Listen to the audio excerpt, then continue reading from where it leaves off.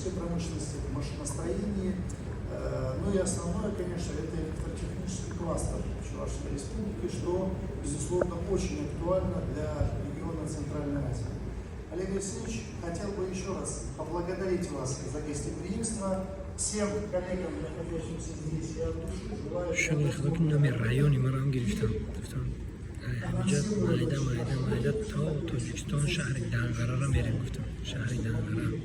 Знакомиться, что такое экспедиция, куда мы едем, что мы делаем, и вообще для чего мы это все создали. Спасибо, коллеги.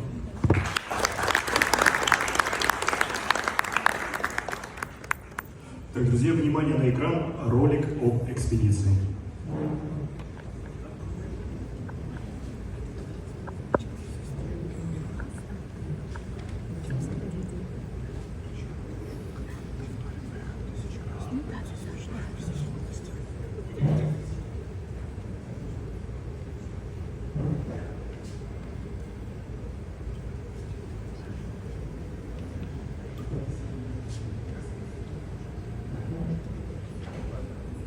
В сердце Евразии. Путешествие туда, где встречаются Восток и Запад, где рождаются новые смыслы, идеи и мечты, где разные дороги сливаются в общий путь. 5 стран, одно сердце на всех. Лето 2025 года. Россия, Казахстан, Узбекистан, Кыргызстан, Таджикистан. 30 городов, десятки мероприятий, 51 день, более 8000 километров. Ученые, бизнесмены, блогеры, артисты, представители власти, студенты узнают друг друга заново, разрушают стереотипы, находят новых друзей и говорят на одном языке, создают новые смыслы и проекты для общего будущего. 4 направления: наука, площадка для обмена знаниями и исследованиями в информационных технологиях, экологии, педагогике, этнографии и языковедении. Бизнес, новые возможности, доступ к огромному общерегиональному рынку. Гуманитарное направление, кино, музыка, спорт, яркие медийно-образовательные инициативы для нового поколения. Медиа, круглосуточное освещение маршрута, традиционные СМИ, непрерывный поток контента от десятков блогеров из всех стран-участниц. Финал экспедиции. Первый Центральноазиатский международный экономический форум в Душанбе. И это только начало. Новые экспедиции и форумы каждый год. Присоединяйтесь. Двери открыты, машины на старте.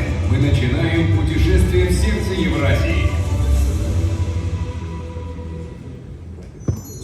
Путешествие в сердце Евразии. Путешествие туда. Друзья, сейчас в это же время на базе Чувашского государственного университета имени Ульянова проходит круглый стол на тему «Диалог культур. Русский язык как основа инфраструктуры доверия». Здесь же мы открываем панельную сессию «Туризм как инструмент межкультурного взаимодействия». Итак, первая тема о туристическом потенциале Чувашской Республики. Выступает временно исполняющий обязанности министра экономического развития и имущественных отношений. Как вам удобнее проехать? Почему-то здесь... Ну, я выбрал на одну камеру, конечно. Ну, вы на одну камеру выбрали. Давайте вот эту другую. Давайте. Да, пойдем. Да, в зал зайдем. Зал зайдем. У вас тоже надо будет взять интервью. Мы сможем это сделать? Да, конечно. Мы вместе. Давайте попробуем. Давайте.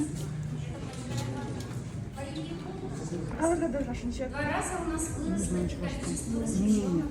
Не надо? Не надо ничего.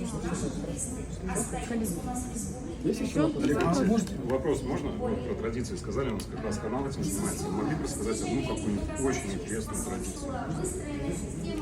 Знаете, так же, как и у любого народа, есть много традиций, но, наверное, расскажу, может быть, самые, которые уникальные, которые являются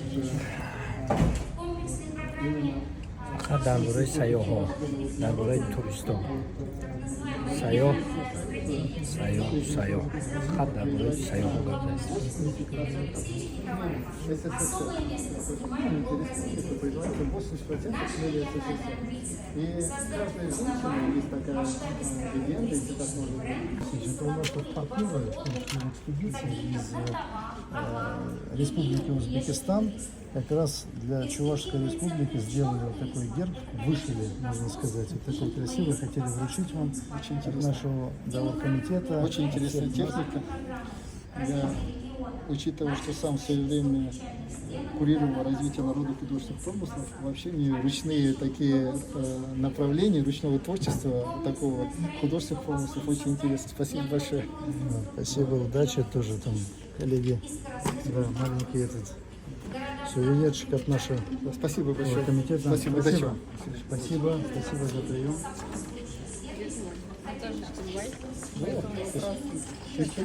Вы сейчас еще будете говорить? Давайте, 3 вопроса. Я задаю всем 3 вопроса. Что такое культурный код Чувашии именно для вас? Национальное блюдо, главный писатель и главный герой Чувашии. Именно для вас. Ну, культурный код, это, мне кажется, для чувашского народа, это такая, я бы так сказал, доброта, очень бережное отношение ко всему делу. خلاصه یک مجلسی آزاد، یک مجلسی به همه نزدیک همه میتونه که با همراهی همه بشینه صحبت کنه. مقصد اساسی ما بازم برای سرجم شدنی، متحد شدنی دولت ها میدونیم.